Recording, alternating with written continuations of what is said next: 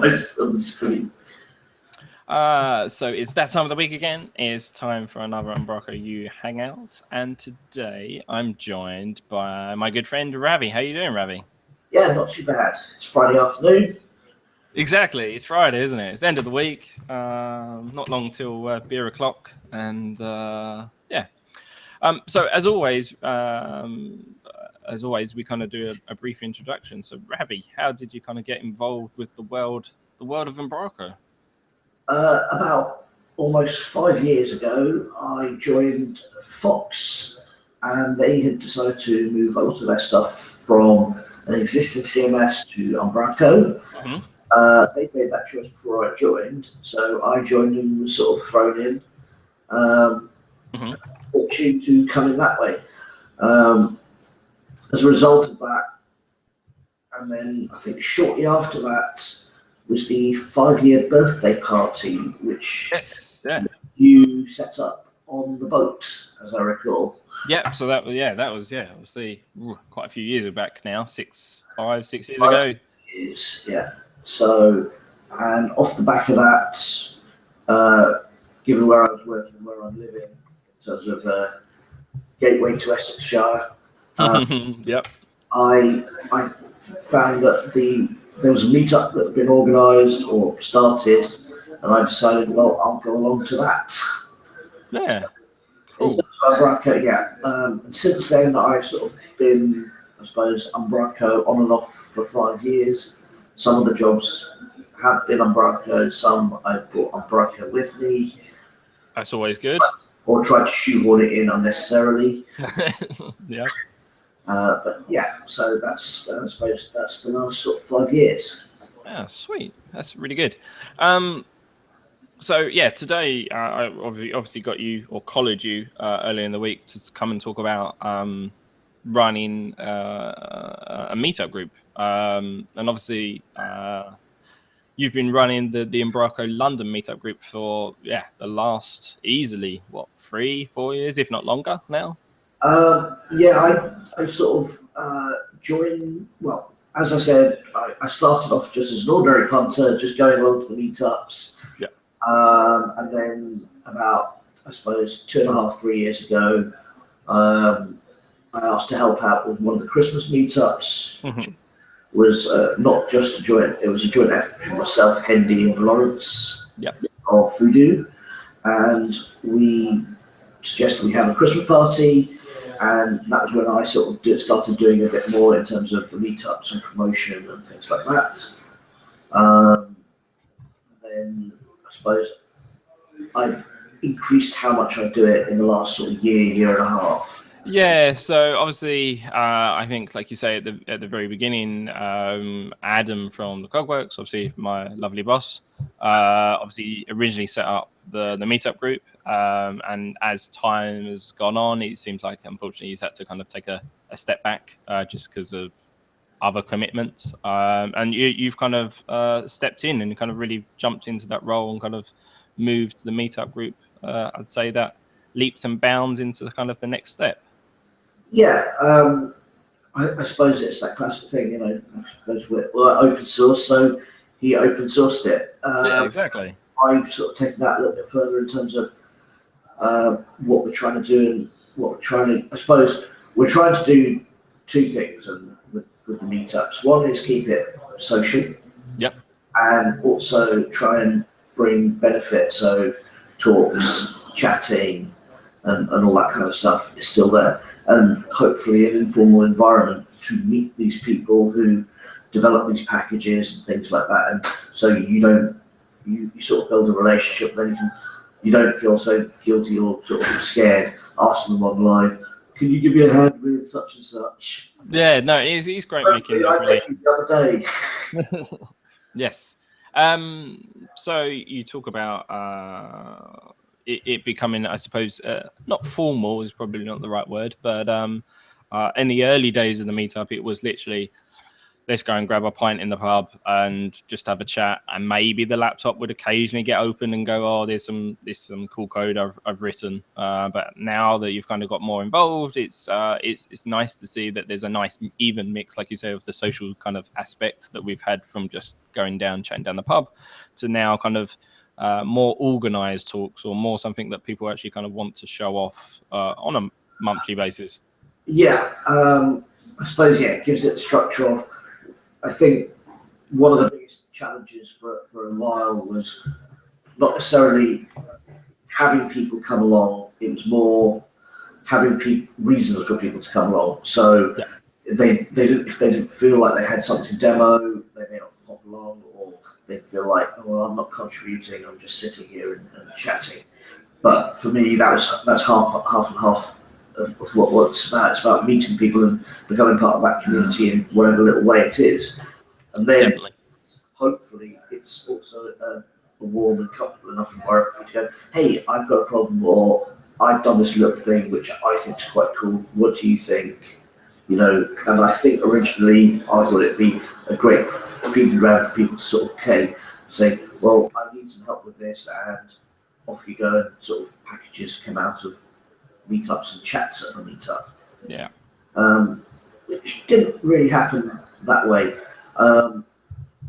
Then about, I suppose, 2.5 years ago, ish, Lottie Pritchard of Pam Internet started coming along, and she sort of nudged us as a said, we need to put more emphasis on getting people to speak. And I think we sort of tried to hold that true in terms of, you know, getting people to speak, and then which drives the numbers, and then we have the nice social bit afterwards as well. Yeah, so we're sort of getting the balance right at the moment. So yeah, a lot of the early days was, and I've said this in the article on Scrift, you know, it was going to the pub, it was keeping it going. So yeah, that was because next thing I was literally going to ask, how have you managed to kind of keep it running for so long, really? I think, you know, part of it is you've hopefully got to have a small core who are slightly dedicated, or at least like yourself, like myself, like Hendy, like Tom, and a few others who used to come on, Patrick. You know, and obviously yourselves from the Cogwork, when you pop down when, you know, you'd finish late and you just thought, I can swing by quickly. Yeah, exactly. Make sure, then go home. And then obviously as we sort of, I wouldn't say we bottomed, we never quite bottomed out in the sense of, we did have a few where it was last minute cancellations, and I think that was the point where, fortunately, I think Lottie gave us the kick we needed. Yeah, definitely. And it was just like, we sort of hadn't quite got to a bottom point, but we kept it going just by the fact that we kept wanting to meet up and at least have a beer and chat and so forth. So as long as you've got one or two people and they're willing to always turn up, then you've got a starting point. And then so that's tip number one to run a successful meetup.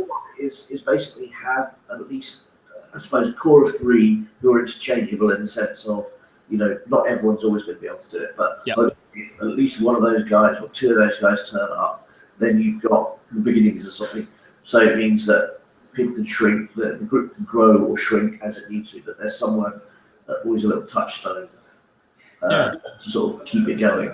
And then it's, I think, it's about how you individualize and it's in terms of the location. Obviously, we have like 3 days of really good weather each year in summer. So, you know, the location is important. You know, I know, having chatted to people like Bob Battybar and not this year's Codon 2 years ago, they're bit, when they were sort of thinking about how to go about doing and keeping the community and the feel from Code Garden going, their biggest issue was geography. Yeah, because we're quite fortunate. Obviously, UK, in respective to most other countries, is quite small. We're relatively close to one another. We've got good transport links. Because some people even travel to a meetup. I know like the Bristol gang, Bristol meetup.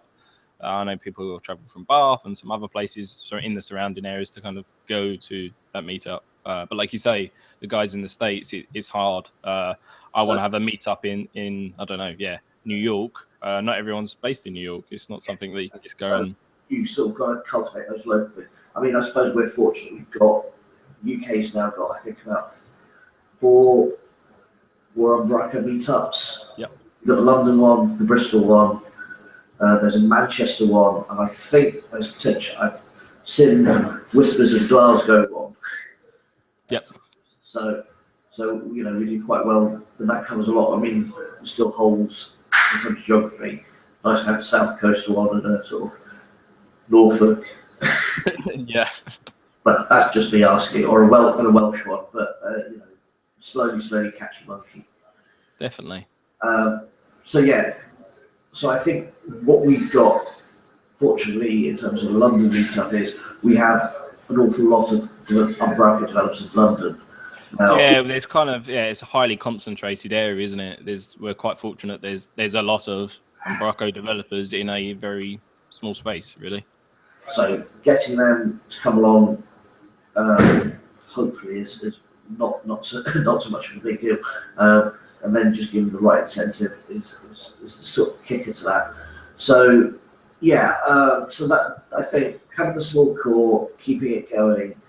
The other thing is by having it on a set day or a set sort of days, it means people can put it into their pattern. It becomes part of what they're doing. So that's another thing.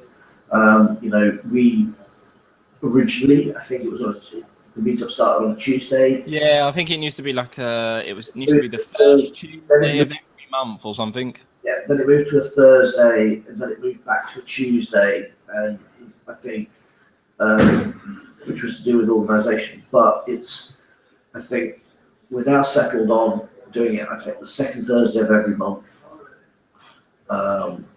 give or take, unless there's an event. So the one we had just for Code Garden, we moved a week forward, but normally I'll assiduously post by the hashtag or that the data's changed or things like that. But hopefully it gives people a set time that they can know that the meetup will be in that area. Yeah, no, it's definitely good. So I suppose, how would you give advice for other people wanting to try and start up a meetup group? I think the biggest thing is finding a location. If you can find a consistent location, great. One that can grow, so you can start with 3 people in the corner of a bar and eventually take over, or have a separate room upstairs, or something like that. I mean, in an ideal world, you have it in an office or something you can get the beers in, or whatever it is. But I would say try and find your own style. In a sense.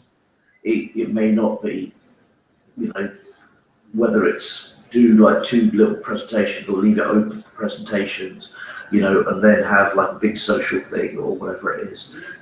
Find your own mix. You've got to put your own stamp on it, and everyone has their own time pressures and things like that. So, I don't know what. Sometimes we've had to like pay costs for hiring the space or something like that. Hopefully, think about that, because obviously, again, if you can put it in a set place where people are at least able to say, "Oh, I know where it is," and rather than having to hunt around each time, or realise, oh no, it's not in that pub, it's in this pub, or it's in that pub next week. Yeah. Is a good idea. So once you get those patterns set, those are the biggest things. So if I move to Scotland, or if I move to Wales and I wanted to set up a meetup group, the couple of things that I've taken from this so far is try and set it on a regular day or date, so to speak. Like you say, second Thursday of every month, or the first whatever of every month. And the next one is to try and find a regular place that we're all going to meet. Regular space, and then hopefully you'll get some regular users. So how do you go about reaching those type of people. So say I've moved to Wales, and I don't know. So how would I reach out to people? So the three things I do is get on Twitter. I know Twitter's not for everyone, but get on Twitter. It's probably the easiest way to just sort of find out who's where and things like that. Then use something like meetup.com or Eventbrite, so you can at least sort of put it in the diary, and you can see from a management point of view, you can hopefully guesstimate how many people are coming, what kind of interest you're getting, and then, hopefully have the flexibility, which it goes back to knowing what kind of space you need and things like that. So, for example, in the early days, it was like we were just in the pub, wasn't a big deal, and we had like 7 to 10 people, which was fine. Most pubs would cope that with no problem whatsoever. We just happened to choose a pub where there was a Masonic meetup on the same day every month, which meant that we'd be tucked into this tiny corner, all got kicked out. 150 people in Masonic lodge ties, ordering like 30 rounds at the bar, which meant it was busy, you couldn't really talk, and then so forth. So do your research on those things, and you'll find it. As you grow, you may find you'll need your own space. Yeah. So you can do the things like presentations. So having PowerPoints, projectors, or most places now have like TV screens with HDMI cables. So you can pretty much tap into those. Kind of retrofit. And just here's a working projector. Yeah. So you can buy those little ones for like 40, 50 quid nowadays. So they're pretty good. They'll do what you need it to do.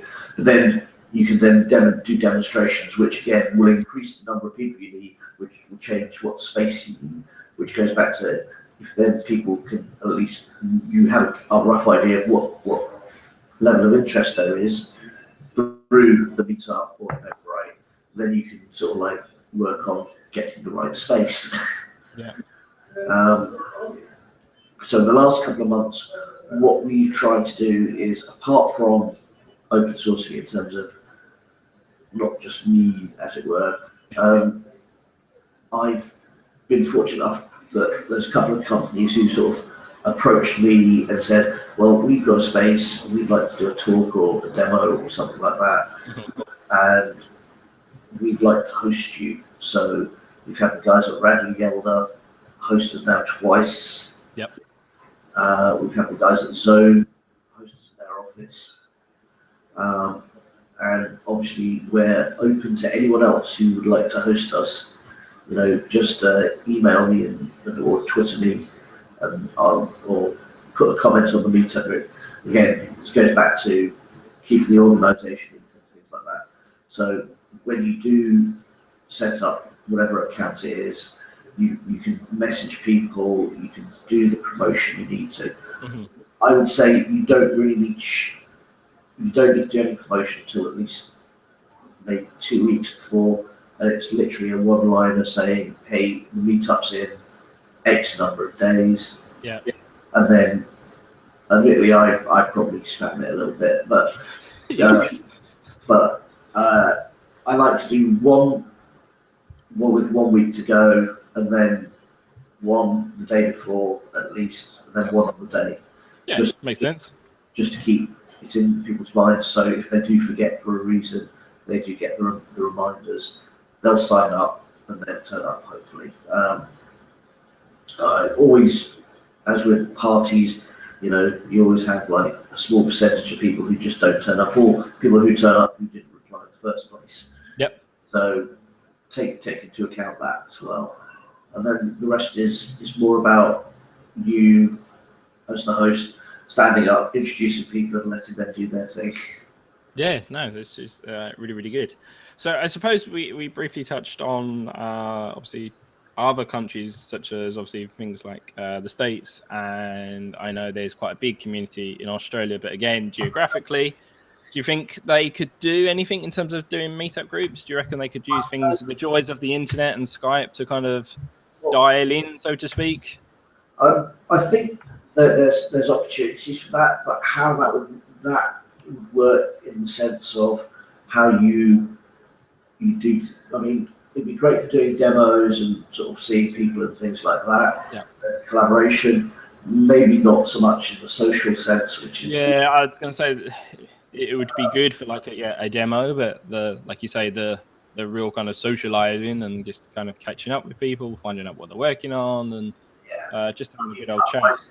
It would become a little bit formal in terms of sort of someone sitting there going, and now we go over to such and such, in their bedroom, it appears, and maybe, and then having them talk or just say who they are and things like that, and going around the room, which, you know, I mean, it would be hard. Yeah, I'm just trying to. Yeah, it could be harnessed in a way. I mean, obviously, this was set up and I've taken it over in that sense. I know, for example, with, I think, both countries with larger geographical separation, the biggest trick is you've got to think locally first. Actually, what America did was they did it the wrong way. I suppose they did it the wrong way around, but that may be an option for other large countries, because what they did was they realised they've got a small social hub up in Bellingham, in the northwest near Seattle. So there's a tech hub there. Why don't we just harness that and say they hosted the US Fest, so they went directly to a sort of conference without meetups in the middle of it. But then off the back of that, I know Heather started the New York meetup. Yep. I don't know specifically if the guys in Bellingham do a specific meetup beyond being friends. But I know there's other little pockets. So you're saying really just kind of try and do a little bit of research in terms of what other Umbraco developers are in your immediate vicinity, so to speak? Yeah, I mean, so whether it's, if you're in Florida, or say, let's be more micro than that, say if you're in Miami, let's just concentrate and get a small Miami group going, and then, you know, you can maybe sort of move it around. The other thing I would say is, if you're in a large metropolis, try and move it around within the metropolis. So originally, we always had our meetups at the same place, which is both a good thing and a bad thing. Yep. Because it means some people go. It took them 40 minutes to get across town just to get to the pub. Others, I know that Cogworks and Adam, selfishly, it was like next door, just because it was convenient for us, really. Yeah. So obviously, one of the other things I try to do is move around a little bit geographically. So trying to keep it within a bound. So I think the majority of companies are sort of east to sort of central London. I know there's a couple in West London. I apologise if I can't remember who you all are. But in that sense, look, a good starting point is looking at the certified developers list on Umbraco.com and seeing what partners are nearby, and then start a conversation that way to say, hey, would you be interested in a meetup? Yeah. I noticed that you also do some Umbraco work. I know that you're roughly in my area as well. Do you just want to meet up just to have a chat and then go from there, like you say? Yeah, and then if they do go forward and go to, say, US Fest or Code Guard, they meet again, and then the chances are they'll go off and maybe make that meetup happen. Yes, definitely. It's sort of like little building blocks which will sort of keep that energy up and keep it going. So I know, for example, that the guys in Australia have just done or are just about to do their first. Yeah, I noticed that there's been some Twitter activity, so to speak, with some plugs in regards to some Australia meetup. Yeah. So again, you know, it's about when you see a meetup as a organizer, promoting that you may not be relevant to all your listeners, but to know that it may come back to someone else in Australia through another route. So I find, if I see something like that, I'll retweet it or repost it. So helping other groups in terms of co-promotion, in terms of getting that message out to a wider audience potentially. Yeah. Okay, nice. I mean, I know, for example, there are stronger networks in, say, Belgium. Belgium has quite a strong Umbraco user group community. So, they're really pretty well organised, and they're all in touch with each other. Same sort of thing with the Netherlands.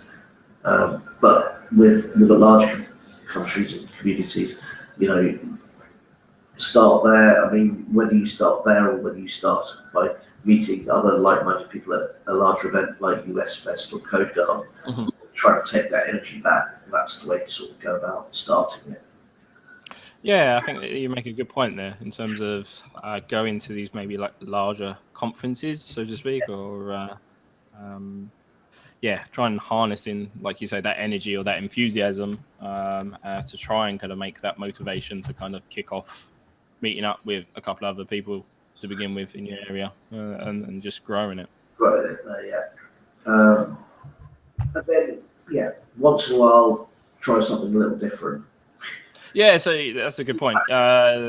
Christmas is normally the one that you normally go totally different and do something a bit nuts. Well, yeah, I mean, a couple of years ago, it was just a simple Christmas party in a pub with music and lots of Scotch eggs. It was good. There was even vegetarian Scotch eggs. Oh, it was very good. But yeah, we tried to do something a little different each time.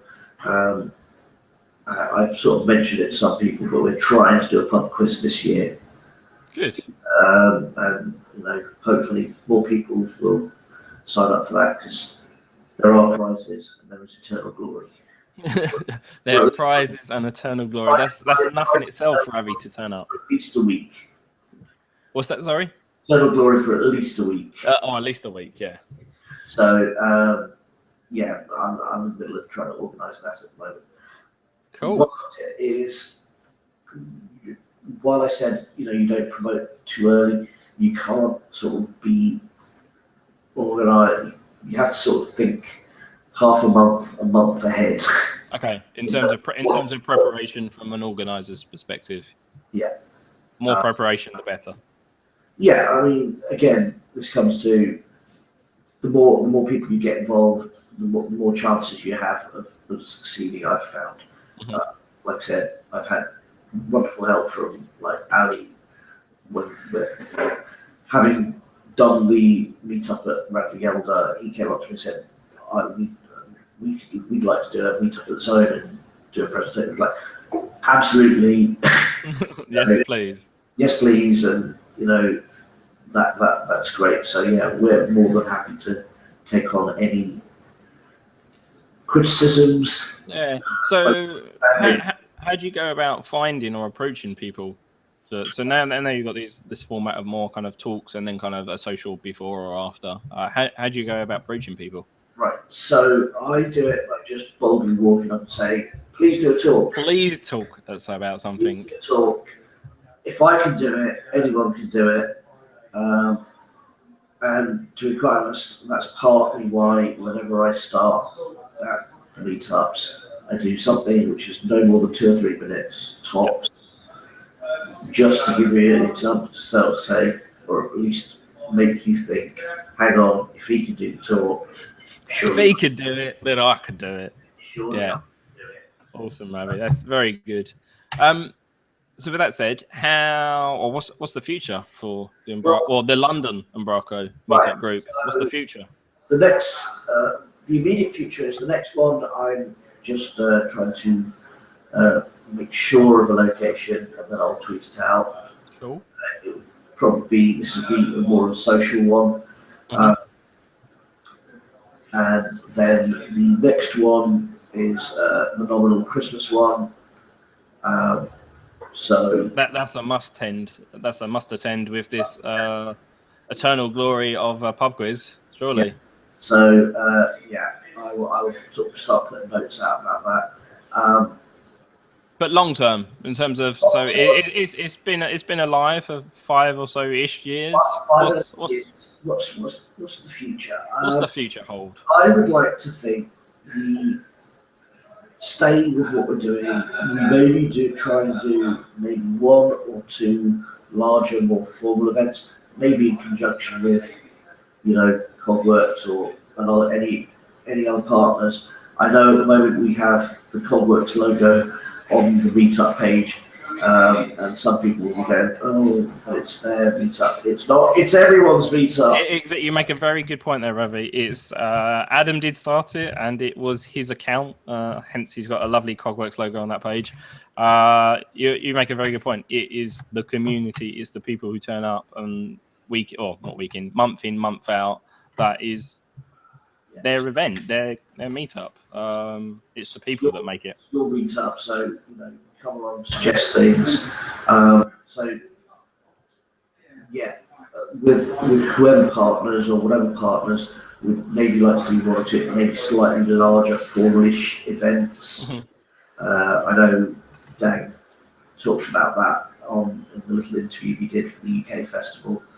So I've sort of had a talk, which I bumped a couple of times for scheduling and having people available reasons on deployment and different strategies and things like that, as a QA panel.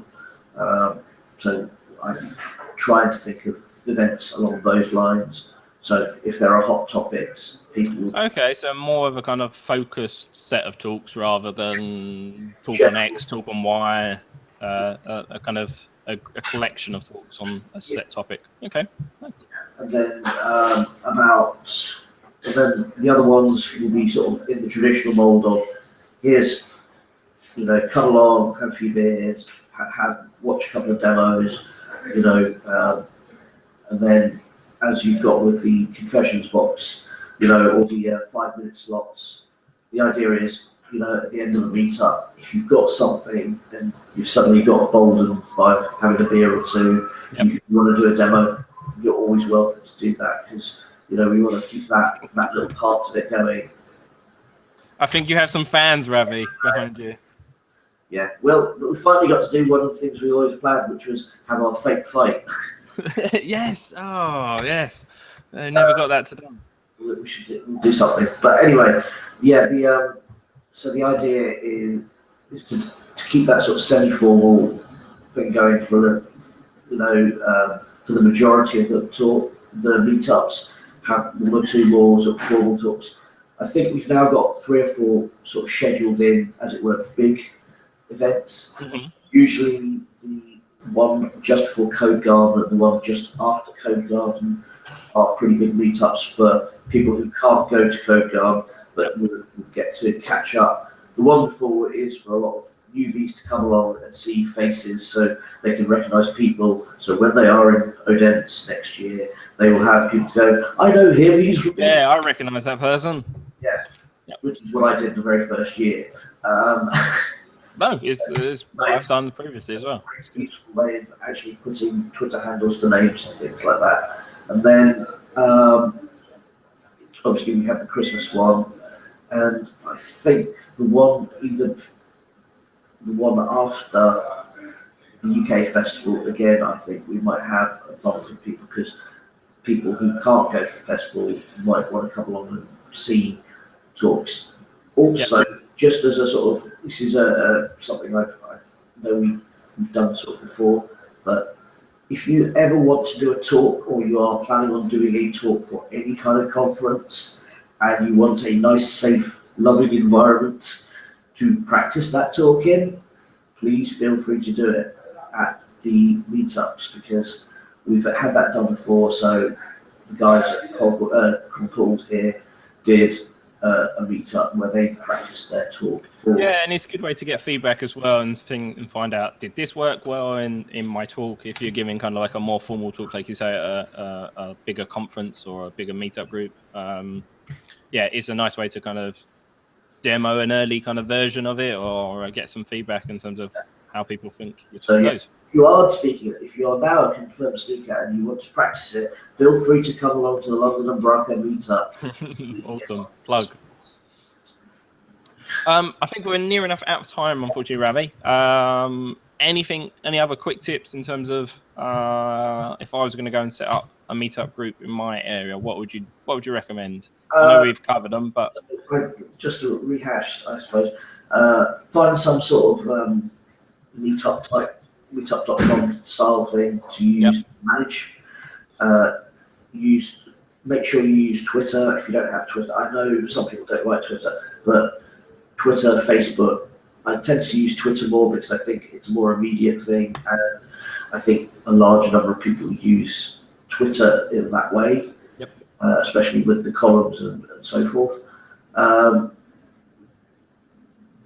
Hopefully get a small group of people going by running it consistently.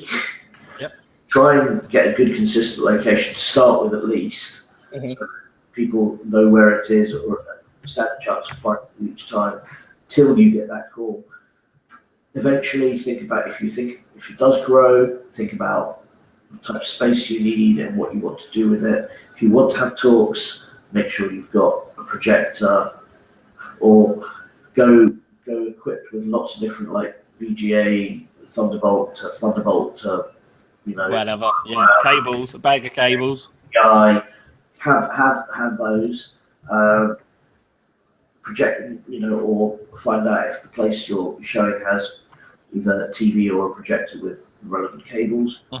You can do nice little demos and talks. Don't be shy. Ask people to talk. They won't initially say, but badger them.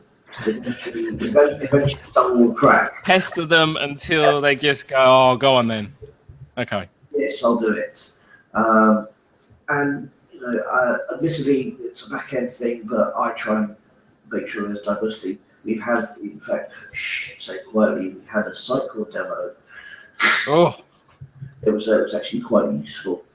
Yeah, I think it was nice to see. I know the Bristol gang done something very similar, just to see kind of alternatives, and is there anything that we can learn from them or take away from them? Exactly, and then, like I said, then it's about you as the individual organizer putting your own stamp and trying to grow it.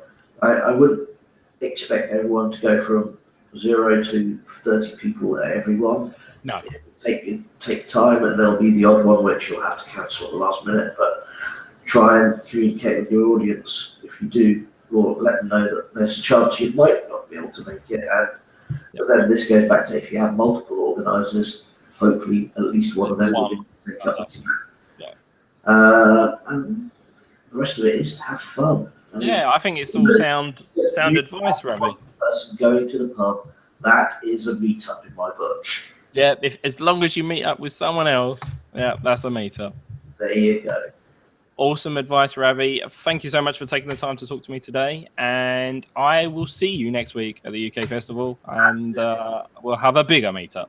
And I will probably bash you about doing a talk at some point. Most likely, Ravi. Most likely. Great to talk to you, and we'll speak soon. Speak soon. See you soon, mate. Bye.